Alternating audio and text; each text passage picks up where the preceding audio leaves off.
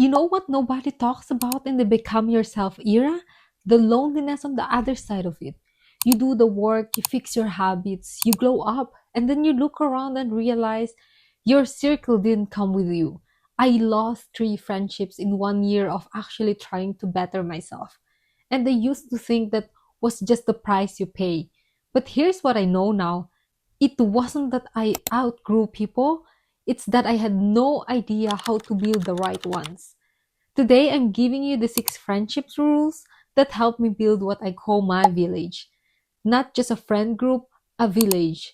People who hold you, people who challenge you, and actually show up. And rule number 4, it completely changed how I see people. So stay with me.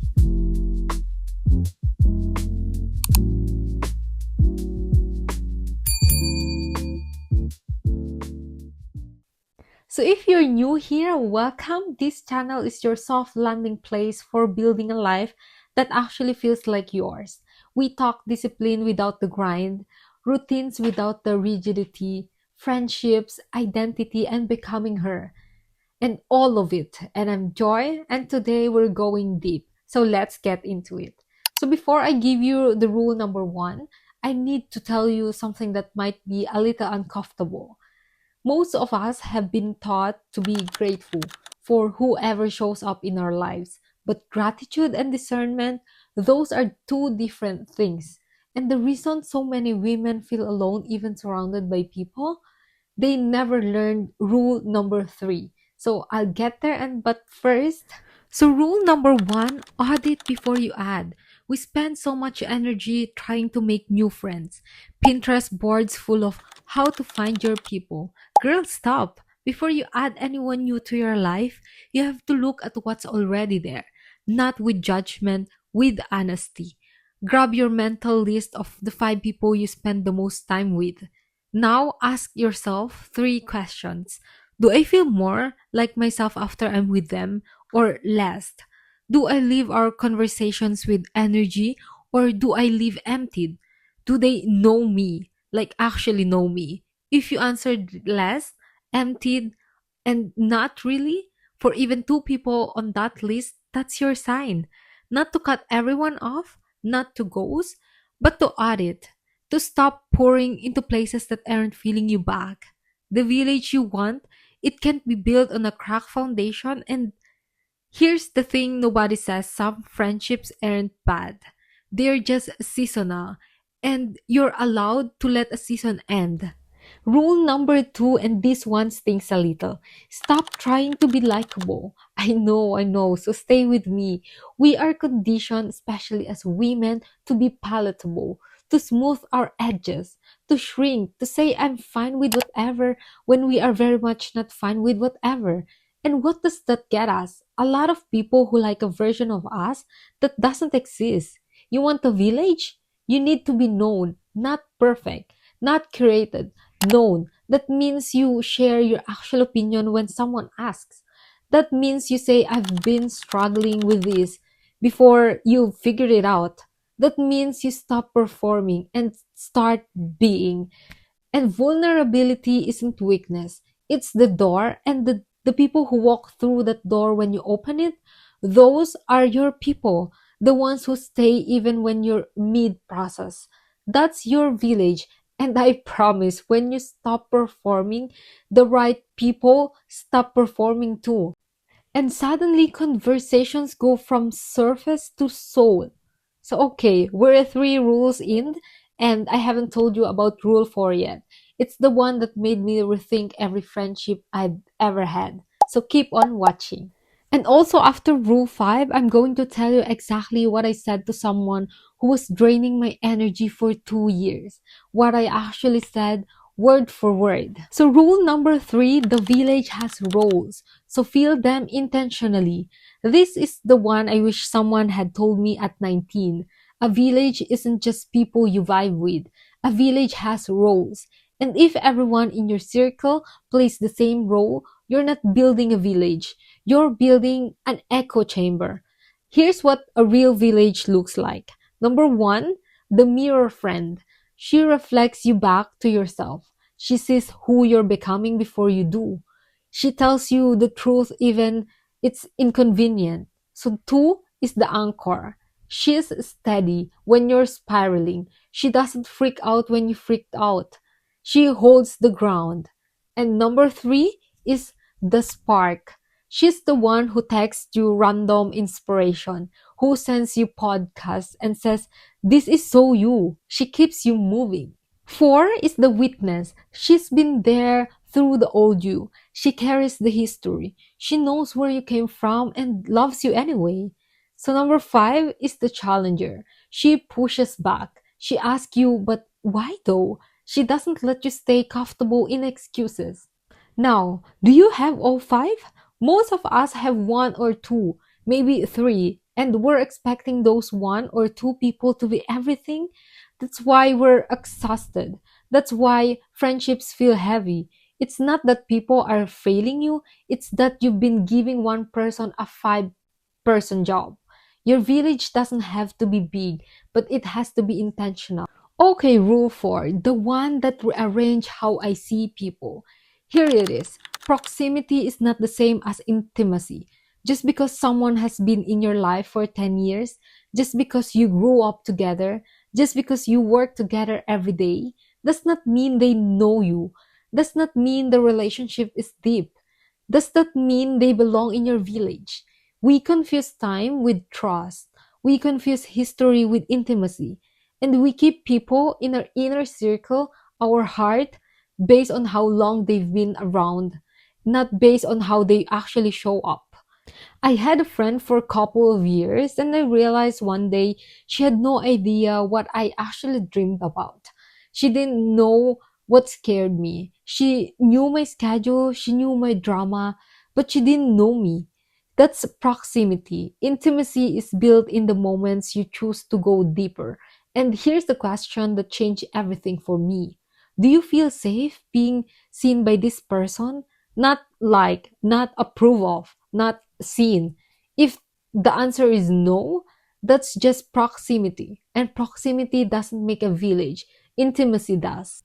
So I'm about to tell you the rule 5, and it's probably going to make some of you uncomfortable because it requires you to do something most people never do. It requires you to initiate. So rule number 5, be the friend you're waiting for. We talk so much about finding our people, but finding implies they're out there and they need to come to you. What if you went first? What if you sent the thinking of you text? What if you planned the dinner? What if you said, "Hey, I want to go deeper in this friendship. Can we actually talk?" I know it feels vulnerable. It feels like a lot. It feels like if they wanted to, they would. But here's what I've learned. Most people are waiting for someone to make the first move. Most people are lonely and pretending they're not. Most people want exactly what you want and just terrified to ask for it. When I started being the one to initiate intentionally, consistently, my friendships tripled in depth within 6 months. Not because I found new people, because I stopped waiting. There's this idea in soft discipline that the energy you put out creates the container for the life you're building. You want a warm village? Be a warm person first. You want people who show up? Show up first. You want to be known? So choose to know someone.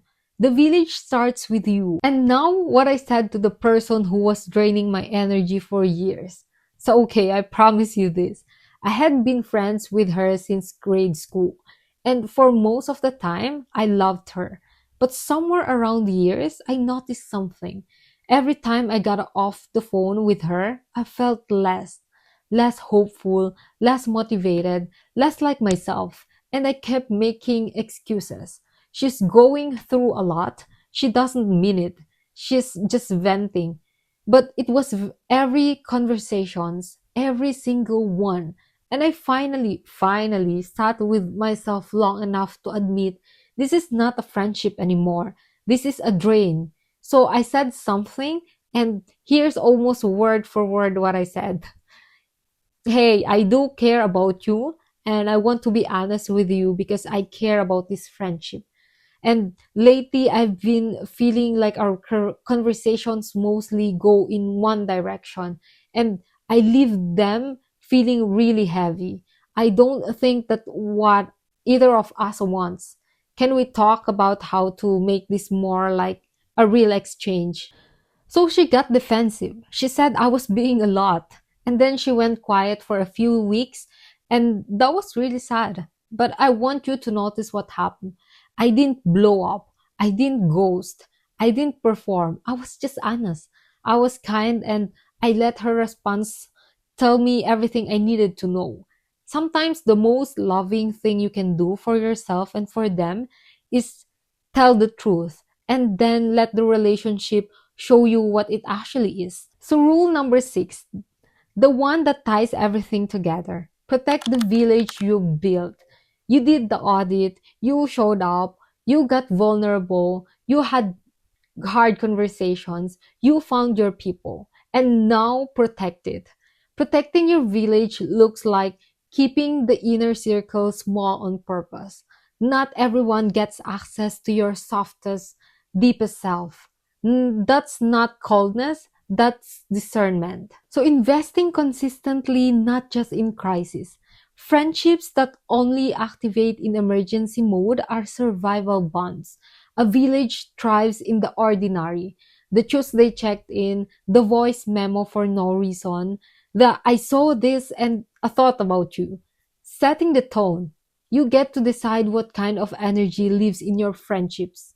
If someone is consistently negative, consistently critical, consistently draining, and it doesn't change after you addressed it, you don't have to burn it down, but you do get to change their access level. Not everyone gets to be in the inner circle just because they've been around. So a village isn't built in a weekend. It's built in 1,000 small choices: to show up, to be honest, to go first, to stay. And the most beautiful thing about building a real village, you stop feeling like you're doing life alone. That's the whole point. That's the whole goal. So let's recap the 6 rules. 1. Audit before you add. 2. Stop being likable. So start being known. 3. Fill your village with intention, not just whoever's nearby. 4. Proximity is not intimacy. 5. Be the friendship you're waiting for. And 6.